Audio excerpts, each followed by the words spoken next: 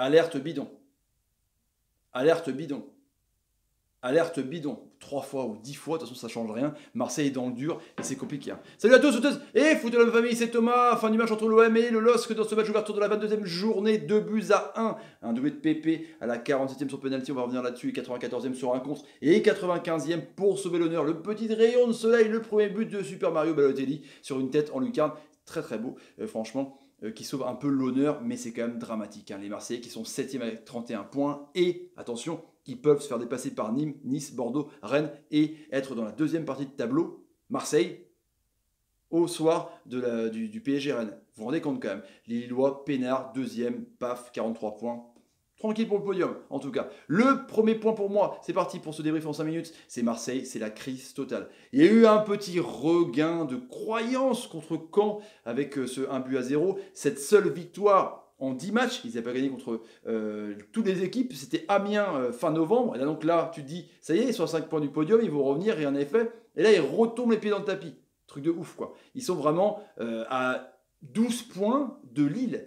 Truc de ouf, quoi. Il reste quand même à 6 points de Lyon. Lyon qui jouera Amiens dimanche. Mais ils peuvent se trouver vraiment très très loin du podium. L'objectif de l'OM. Donc Marseille est en crise, conspué par ses supporters en termes de banderole, en termes de greffe en 40 minutes, en termes aussi de pétard ou mini bomaricole qui a intervenu sur le terrain en tribune latérale, près des joueurs, près du troisième arbitre de touche, et de l'ami Amavi. Du coup, la match a été arrêtée une demi-heure. L'ambiance est délétère. On peut comprendre les supporters aussi par cet énervement. On ne peut pas comprendre évidemment ces pétards qui peuvent blesser potentiellement un joueur ou un stadier ou un arbitre. Mais la coupe est pleine, c'est dramatique. Donc Marseille est en crise totale, c'est officiel maintenant. Deuxième point, pour moi, c'est vraiment, encore une fois, l'envie marseillaise qui était pas mal. Franchement, ils ont été assez dans le pressing dès le début du match, ils ont le pied sur le ballon, ils ont vraiment essayé. C'était des dédoublements avec un bon milieu de terrain, Strootman, Lopez. Ils étaient au rendez-vous, des bons latéraux. C'était vraiment intéressant, franchement.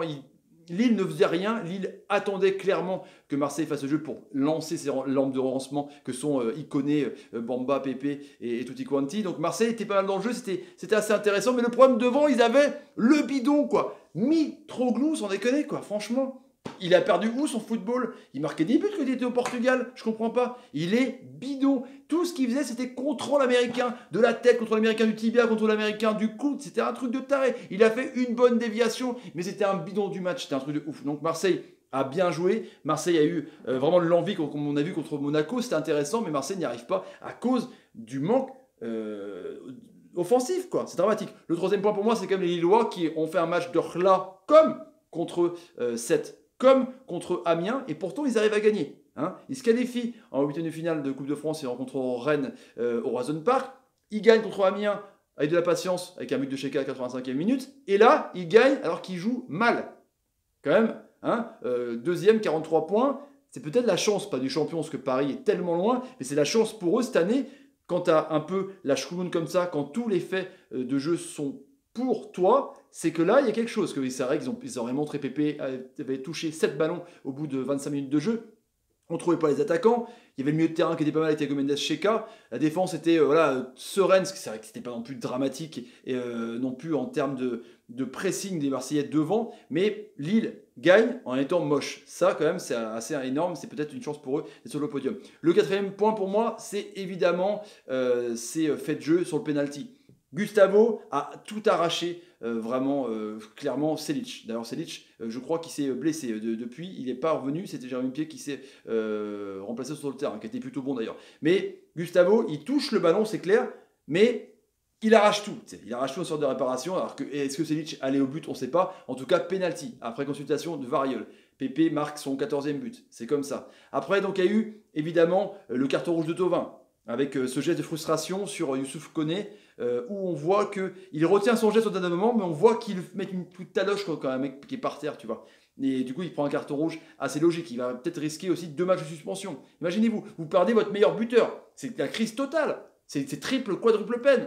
Après, il y a eu donc, évidemment, ces arrêts de jeu. Je reparlerai ça dans le 5e point. Mais voilà, il n'y a pas eu beaucoup de chance pour, en termes de la variole. Rien ne va dans le sens de l'OM. C'est un truc de ouf. Et le 5e point pour moi, donc, c'est évidemment le match arrêté. Évidemment, donc, ces supporters en colère qui montrent leur mécontentement Alors certes par des banderoles contre la direction, contre Rudy Garcia, contre les joueurs, par rapport au salaire des joueurs, de Samuel Maillot, mais après c'est clair qu'on ne peut pas non plus tolérer des pétards ou des semi-bombes agricoles qui tombent au pied des joueurs ou des arbitres. Sinon, évidemment, on peut tout lancer dans ces cas-là, quoi. Parce que Arsali avait perdu un doigt, il me semble, à Saint-Etienne pour un fait de jeu pareil, ou à Nice, il me semble en tout cas. Mais c'est dramatique quand même, des attitudes comme ça. Et je pense que Marseille, en plus de la crise sportive, va prendre une amende très très lourde, avec évidemment un huis clos, tu vois ce que je veux dire. Donc les supporters qui sont en colère, qui balancent des pétards, et ben du coup, ils vont,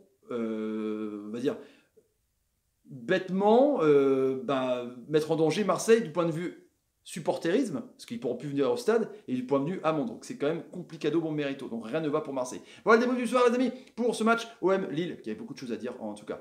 Si vous voulez vous abonner à la chaîne, n'hésitez pas à taper sur Maganache, partagez la vidéo sur Twitter, Facebook, Instagram et Facebook, et Snapchat. Bon, on redit, c'est pas grave, et mettez des pouces quand on l'a mis, je sais pas moi, Balotelli, vous faites des bonnes passes, Super Mario. Merci, t'es un génie. Ou Nicolas Pépé. Franchement, il fait des bonnes passes. Allez, salut les amis, salut, et salut. C'est la crise totale. La crise totale et le bidon. Mitroglou, il faut le vendre. Je sais pas où il va aller par contre.